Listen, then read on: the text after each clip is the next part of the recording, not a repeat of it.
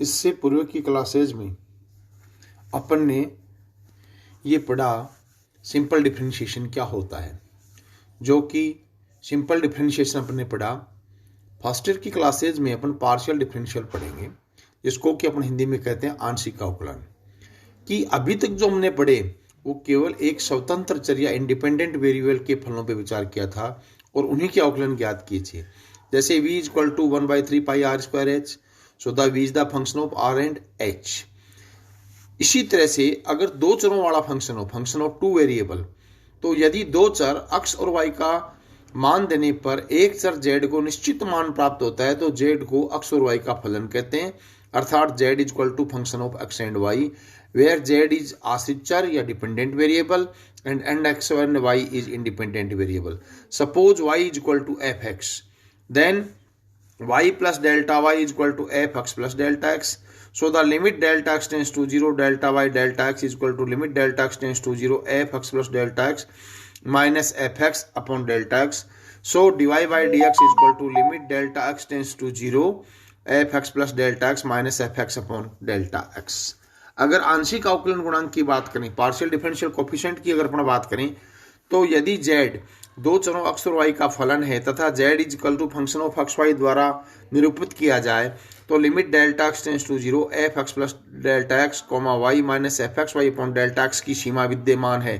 तो इसे z या एफ एक्स वाई का एक्स के सापेक्ष आंशिक अवकलन गुणांक कहते हैं। The delta Z Y delta X इसे प्रेजेंट करते हैं, कुछ किताबों में से एफ एक्स से भी प्रकट करते हैं। इसी तरह limit delta Y tends to 0 F X comma Y plus delta Y minus F X Y upon delta Y की सीमा विद्यमान है, तो इसे z या एफ एक्स वाई का y के सापेक्ष आंशिक अवकलन गुणांक कहते हैं।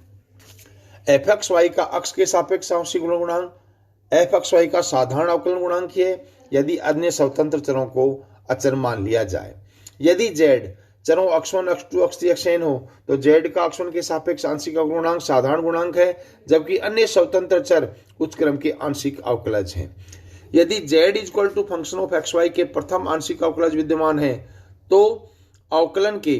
उच्च क्रम के आंशिक अवकलन को निम्न प्रकार परिभाषित किया जा सकता है। z का x के सापेक्ष द्वितीय आंशिक अवकलन delta by delta x of delta Z by delta x या del square Z by del x square equal to limit delta x tends to 0 F x x plus delta x into y minus F x at x Y upon delta x, where f x is the x के सापेक्ष प्रथम आंशिक अवकलन गुणांक है।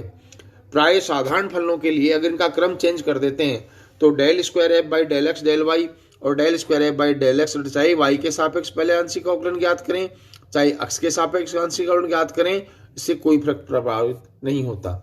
अगर अपन एक example के माध्यम से इसको समझे कि एक्स की पावर एक्स इंटू वाई की पावर वाई इंटू जेड की पावर जेड इक्वल टू सी, इसका अगर अपन मान ज्ञात करते हैं तो अपन क्या देखते हैं कि इसका मान -1 अपॉन एक्स लॉग ई एक्स के बराबर होता है। सबसे पहले दिए गए फलन के दोनों पक्षों का लघुगणक लें तो x log x plus Y log y plus Z log z equal to log c। अगर y को कांस्टेंट मान के x के सापेक्ष अवकलन करें तो 1 plus log x plus 0 plus 1 plus log z into delta Z by delta X equal to 0, so the delta Z by delta X equal to -1 plus log x upon 1 plus log z। ये equation number 2 होगी। अगर एक में x को अचर मानकर y के सापेक्ष अवकलन करें तो delta Z by delta Y equal to -1 plus log y upon 1 plus log z, जिसको अपन ने समीकरण 3 कहा। अगर 3 में y को अचर मानते हुए x के सापेक्ष आंशिक अवकलन ज्ञात करें तो उस स्थिति के अंदर delta by delta delta Z by delta Y equal to -1 plus log y -1 upon 1 plus log z का whole square into 1 by Z into delta Z by delta X, so the del square Z by del x del Y, so the del square Z by del x del Y equal to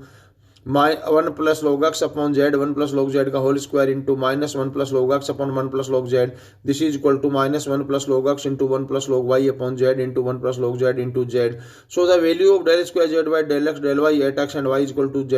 eight the z equal to -1 upon x 1 plus log x, और we can write it as -1 upon x log 1 plus ex। यदि अगर अपन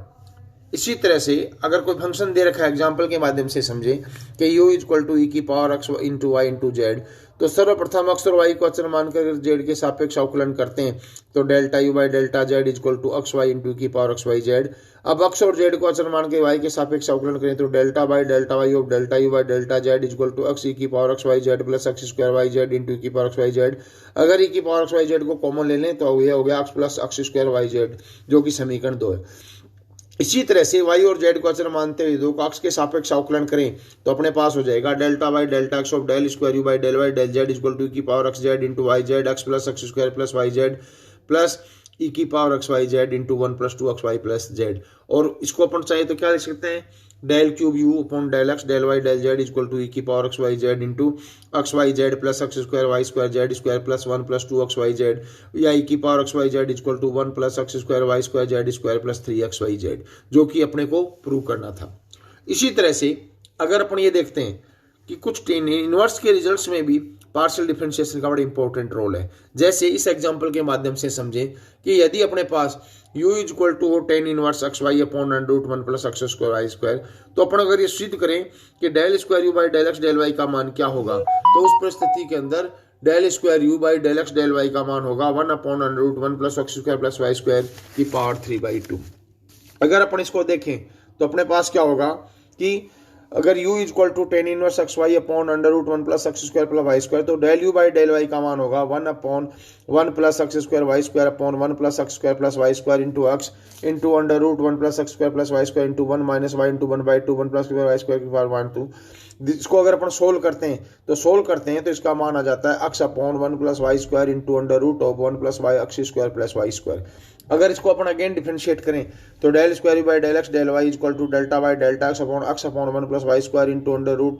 1 plus x square plus Y square equal to 1 upon 1 plus Y square into delta by delta x of x upon under root 1 plus x square plus Y square is equal to 1 upon 1 plus Y square into under root 1 plus x square plus Y square into 1 minus x into x 1/2 1 plus x square plus Y square की power minus 1/2 into 2x upon 1 plus x square Y square. जिसको अपन solve करते हैं तो इसका मान आ जाता है 1 upon 1 plus x square plus Y square की पावर 3/2। यदि अगर अपन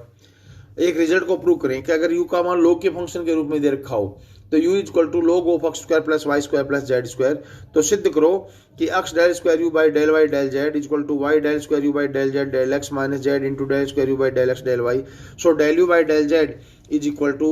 2z upon x square plus Y square plus Z square. Similarly del square you by del Y del Z equal to minus 4yz upon x plus Y square plus Z square का whole square and x del square you by del Y del Z equal to minus 4xyz upon x square plus Y square plus Z square का whole square, जो कि equation number 1 है।